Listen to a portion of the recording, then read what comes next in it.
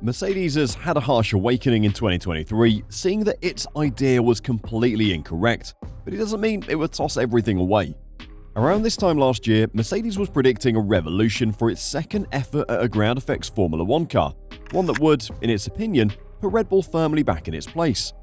So, is there anything the squad can do to return to the top sooner rather than later? Last year, victory at the Sao Paulo Grand Prix on a weekend when Red Bull made a mistake with the setup misled the team into a false feeling of security, with the assumption that zero side pods was a solid concept that only needed time to operate. But the team was quickly disabused of that idea in Bahrain, when manager Toto Wolff announced after qualifying that the team would abandon the concept in favour of a more traditional design, which broke cover in Monaco. Although progress has been made, the team now faces the risk of its first winless season since 2011, as well as a second straight for Lewis Hamilton, who has agreed to a new 2-year contract extension through the end of 25. Mercedes has lots of time to turn things around, but can it? What can be learned from the troubled W15, which is tough to set up, lacks high-speed stability, and might use some additional horsepower down the straights? Many in the opinion of Hamilton. Well, we won't ever bin the car, of course. These cars are still masterpieces, really, even if they're not the fastest in the world, Hamilton said. 2,000 people have worked so hard to build these things. They will continue to be a part of our history and our learning curve. There will be bits of it that we try to change, try to hold on to some of the positives, because there's always positives, good and bad sides. And so we're trying to hold on to the positives. With the new direction we have, it's far too early to say it than to be optimistic about next year's car, because we're just in the process of going into that. But I have full faith in the crew that they're going to take it in the direction that it needs to go. There's been a lot of learning in these past 2 years, so if we haven't figured it out by next year, then obviously we'll just keep working away at it. But I'm hoping that they have. Hamilton's final statement is important, as he concedes that Mercedes may not be able to compete with Red Bull in 2024. If not, 2025 will most certainly follow suit, with solid laws in place before the 26 cycle kicks off. If Mercedes does not get the W15 right in 2024, it may be forced to write off the modern era's first ground effects era. Thus, Mercedes will require the most development time in F1 history, according to Lewis Hamilton, to catch Red Bull next season. Mercedes W14 established itself as the second quickest car on the grid this summer, after only Red Bull's powerful RB19. Hamilton now believes that another big shift in strategy is required for Mercedes to compete at the front end of the pack with arch-rival Red Bull. I have no idea where the car is going to be next year, but we're a long way away, he said. We've got to hope for the next 6 months to be the greatest 6 months of development that we've ever had to close that gap and to be really banging on the door. Mercedes has a long way to go before it can close the performance gap with Red Bull. However, Hamilton sees McLaren's tremendous development during the summer as a valuable case study for his team. The evidence is there at McLaren, and we can't turn a blind eye to that. To look at what they've done and go in that direction, he said, that is the direction. But I truly believe my team can do it, and we've always been great at putting downforce on the car. It's just that, with the way our car currently works, adding downforce doesn't work, it just makes it bounce. Hopefully, with a change in philosophy, we'll be back to where the team deserves, because this is a World Championship team. We still are an amazing team. I have absolute faith in everyone, but decisions that are made in this period of time are critical for our trajectory. In the meantime, Hamilton is aware that his winning ambitions are limited. However, the Briton is still giving his best on race weekends in order to rescue as many points as possible for Mercedes' position in the constructors' standings. I'm giving absolutely everything, but it's tough on weekends like this, particularly where the car is such a handful, he said. Basically, it's the exact same as last year.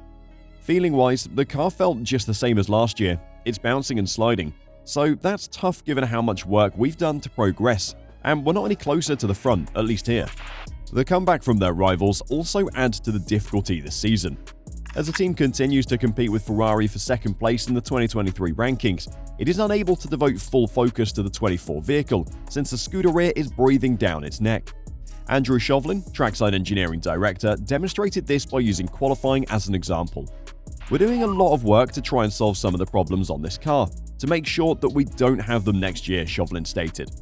We have moved it forward. The car we had previously in 2022 tended to be an awfully long way off in qualifying, but was generally a bit better in races. The performance was very track-specific. So, in some areas, we have improved. The big issue, though, is that we're just not quick enough. We need to find a good chunk of performance to challenge Red Bull in particular. But the other thing is the field is now super close. You look at some of the gaps we had 12 months ago, and you can have a decent qualifying position. You might be 4th or 5th on the grid, but you were 8-9 tenths off. Now if you do that, you end up getting bumped out in Q1 or Q2. There's lots for us to work on, and certainly some of the work will be about making sure we can give the drivers the confidence in the car that they're lacking at the moment. That's a big area. We've got some interesting projects that hopefully they'll come off. It just shows that the rest of the 2023 Formula 1 season is still a struggle for second place between Ferrari and Mercedes, with millions of dollars on the line. But this also means that Mercedes still has some upgrades up its sleeve to secure their second place in the Constructors' Championship. So Mercedes will make specific enhancements to the W14 before the conclusion of the season to help the W15 develop. We have upgrades in the pipeline and will continue to be bringing them to the car. There's plenty of things we can do with the current car which will both make it faster and aid our learning and understanding to develop next year's car. The new parts we bring to the track hopefully add performance and make the current car go faster, but they're all specifically targeted around areas we need to further our understanding, directly feeding into the developments of the W15. Toto Wolff, the team's chief, has already intimated that the final big improvement package for their car will arrive at the United States Grand Prix in Austin. In the Mercedes debrief, strategy head Rosie Waite further discussed how Mercedes will divide its emphasis in the closing races of the season. This decision is never as black and white as it seems, Waite said in response to a question about the balance the team strikes between upgrading their current car or putting their resources into next year's challenger. Whilst we will have to use the winter to make more fundamental developments to W15, there are plenty of things we can do with the current car, which will both make it faster and aid our learning and understanding to develop next year's car. That's what we've already been doing and will continue to do. So the new parts we bring to the track do both, hopefully add performance and make the current car go faster. But they are all specifically targeted around areas where we need to further our understanding. The things we will learn from testing them this year will directly feed into the development of the W15. We also mustn't lose sight of the fact that we are in a tight battle for P2 with Ferrari, and that position in the championship is really important to all of us. So we have upgrades in the pipeline and will continue to be bringing them to the car. And what to expect for next year? Well, we can expect everything, but also nothing at the same time, as Mercedes won't be holding back this winter. We're certainly not clinging to any concepts that we've had before. We're very open-minded, adds Chauvelin. Mercedes will once again come up with a new car in 2024.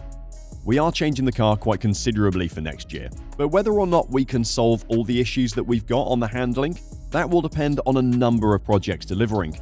They are underway and they're not complete. We've got some good directions to try and improve that. The Britain is unsure if the new concept will be a step forward. The car will be different. We've made a lot of changes to it, but it's very early in the development of a new car to be able to say we've got it sorted. When we launched our best cars in 2015 or 2019, those years, we didn't know that they were going to be great cars when we developed them. So what are your thoughts? Will Mercedes be able to perform in the latter stages of the season after their Austin upgrades? And will these be a preview for what's to come for them in 2024? Let us know your thoughts in the comments down below.